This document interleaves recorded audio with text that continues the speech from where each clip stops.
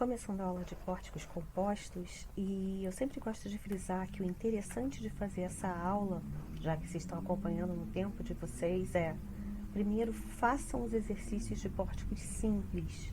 Se não fizeram ainda os exercícios, o exercício 1, né, do capítulo da apostila, do capítulo 4 da apostila, não comecem a fazer essa aula, porque vai ser muito mais interessante, muito mais fácil compreender a aula de pórticos compostos se vocês já tiverem feito os exercícios de pórticos planos. Dito isso, vamos falar um pouco sobre eles, né? O que vocês já viram e já praticaram foram pórticos engastados, biapoiados, triarticulados e os biapoiados com rótulo e tirante, certo? Os pórticos compostos, como eu falei, é como se fosse a viga Gerber de pórticos, né? As principais diferenças dos pórticos, como vocês viram, é só a forma de cálculo da reação de apoio. O traçado do diagrama é o mesmo em todos os tipos de pórticos simples. E, para resolver um pórtico composto, é só decompor ele nos pórticos simples que constituem. Qualquer coisa que apareça na decomposição diferente desses tipos que estão aparecendo aqui, né? Da mesma forma que em vigas, a gente só podia ser viga, quando separasse a viga Gerber, a gente só podia ter pedaço engastado ou biapoiado, senão a gente não conseguia calcular. Na decomposição dos pórticos para resolver, a gente só pode ter pórticos aparecendo desses tipos aqui. Qualquer coisa que apareça diferente disso, a gente não sabe como resolver, então provavelmente a decomposição foi feita errada. Então, a gente tem que decompor os pórticos. Só que a diferença principal para a viga Gerber é que em viga Gerber a gente via a rótula, a gente sabia que tinha que separar naquela rótula.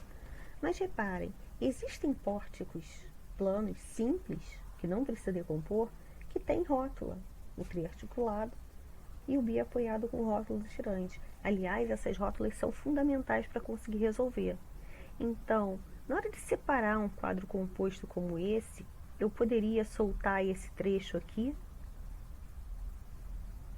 ficaria com 2 apoios do segundo gênero para simular essa ligação aqui. 2 apoios do segundo gênero sem rótula, a gente não sabe resolver.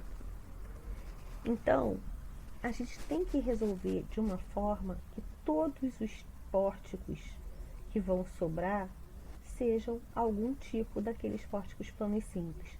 No caso desse primeiro exemplo, a gente ficou com 3 pórticos triarticulados. Cada barra que eu solto de uma rótula recebe um apoio do segundo gênero para simular que ela está ligada aqui, que ela é capaz de transmitir forças horizontais e verticais, mas ela não transmite momento quando se apoia nesse ponto. Mesma coisa essa daqui, né? Ela vai transmitir as reações invertidas para esse ponto, e a gente vê que o conceito de pórticos compostos é muito parecido com o conceito de viga Gerber. De novo, é claro que o nível de dificuldade vai aumentando conforme a gente vai estudando isostática, né? E por isso que é bom não deixar a matéria acumular. A gente vai pegar a ideia que a gente aprendeu de viga Gerber e usar agora para pórtico. Só que a gente não sai soltando todas as rótulas como a gente fazia em viga Gerber. Algumas são necessárias para conseguir calcular reações de apoio desse triarticulado. Vamos tentar fazer um outro exemplo, tá? E, de novo, papel na mão, caneta, lapiseira, e vocês vão tentar fazer a decomposição desse pórtico comigo através da explicação, certo? Primeiro, lembrando, a gente só pode separar onde tem rótula, mas no caso de pórticos, a gente não solta todas as rótulas. Para cada barra que a gente retira da rótula, que a gente resolve separar, a gente tem que colocar no lugar, para simular que ela ainda estava presa ali, um apoio do segundo gênero. É importante vocês repararem no desenho a diferença da rótula que está no ponto D e da rótula que está no G. Vocês conseguem ver a diferença entre as duas? Reparem, no D, a rótula está pegando as 3 barras, então as 3 barras estão rotuladas entre si. Já no G, só a barra de cima está rotulada. As outras duas, a barra FG e a barra GJ, é como se elas fossem um elemento só. Então, elas não dobram esse ângulo entre a barra FG e a barra GJ, sempre vai ser o mesmo. Ela só está articulada na parte de cima, ao contrário aqui do D, que as três estão articuladas entre si e qualquer uma pode rotacionar em relação à outra. Ok? Ora, quando a gente começa a pensar, tá, eu tenho que soltar agora esses pedaços. Coisas que a gente sabe. Onde tem engaste, a gente sabe que só pode ter engaste para ser um trecho engastado. Conseguem já ver algum trecho que vai ficar sozinho? Outra coisa, quando a gente vê um apoio do primeiro gênero, ou ele vai ficar sozinho com o apoio do segundo gênero, ou ele vai ficar com o apoio do segundo gênero, uma rótula e um tirante. Então, a gente começa a perceber que alguns trechos, ó, a gente já sabe como separar. A gente poderia soltar o FGJ como um B apoiado, simples.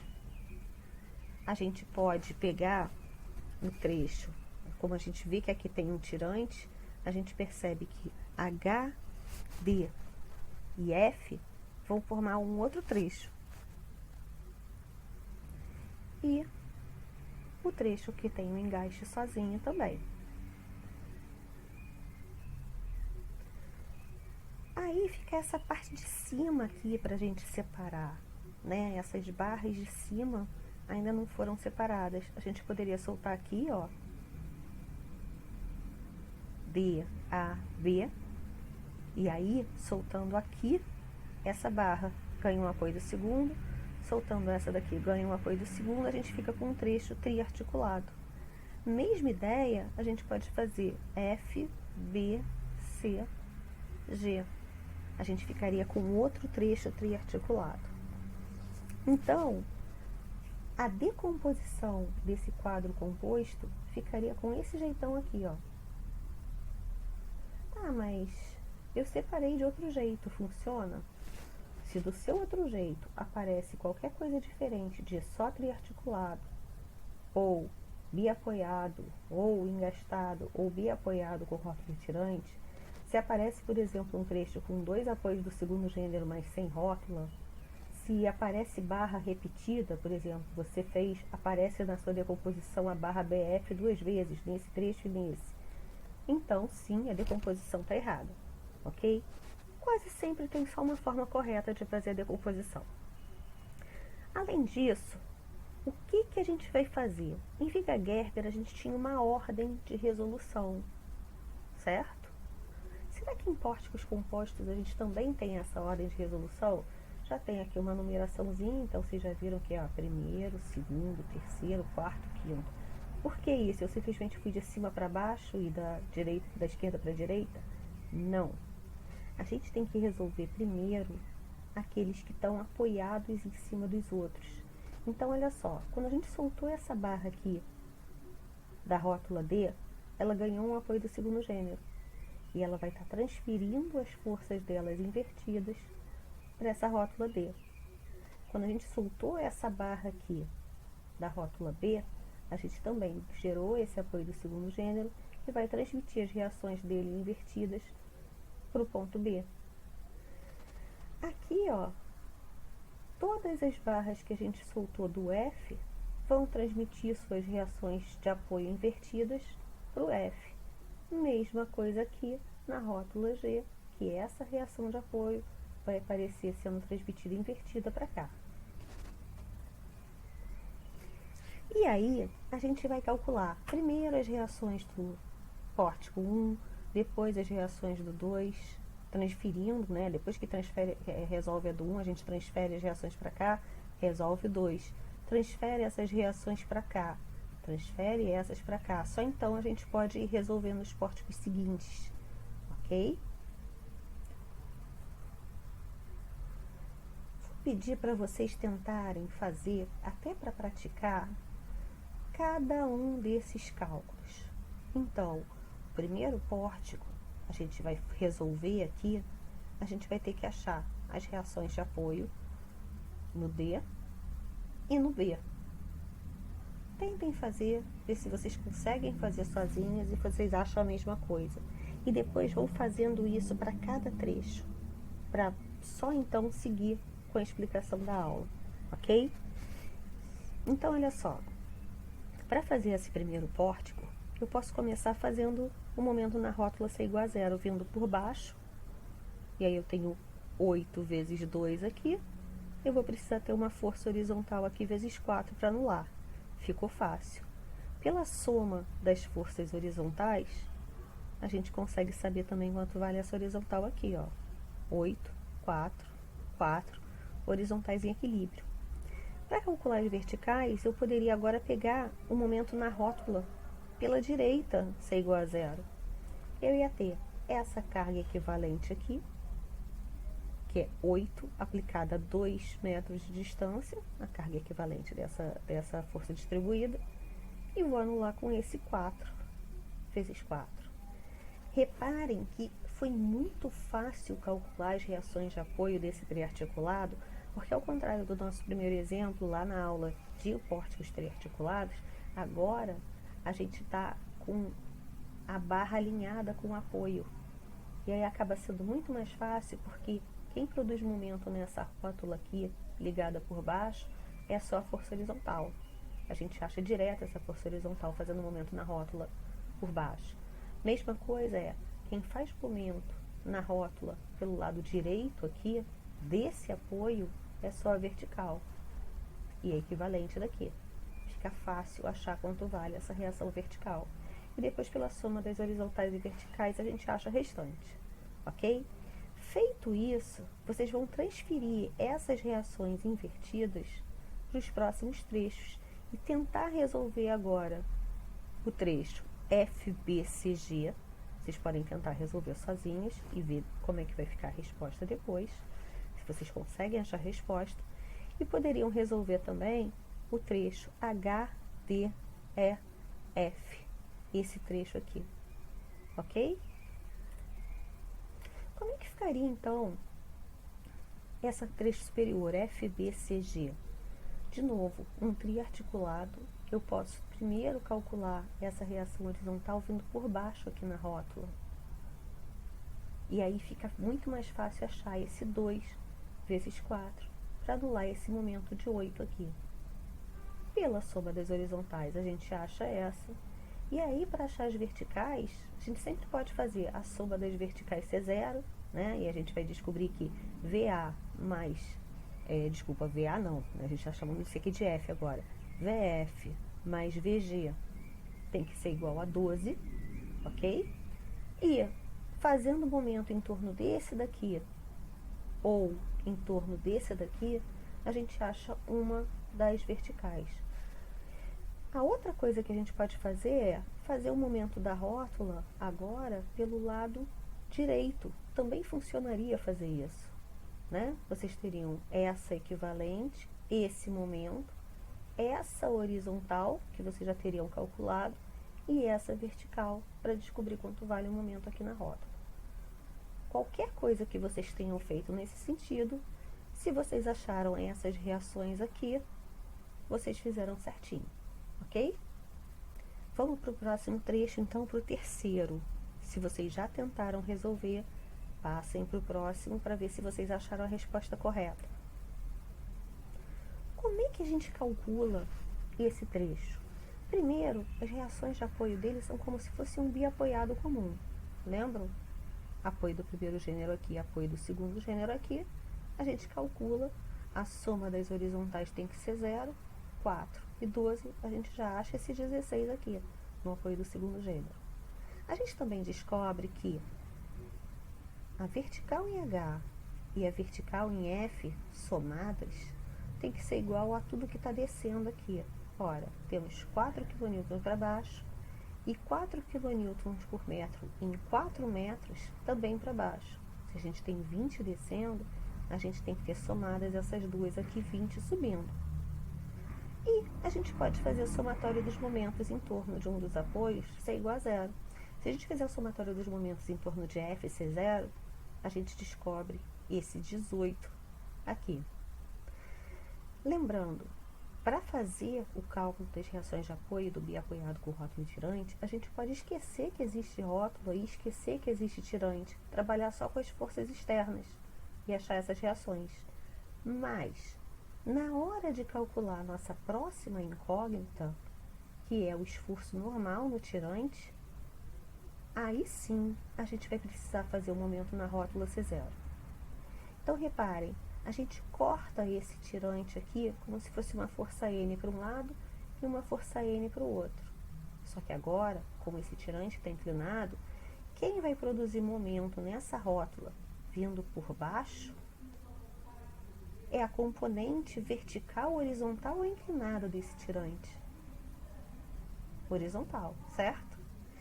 Será que esse tirante vai ser um tirante ou uma escora?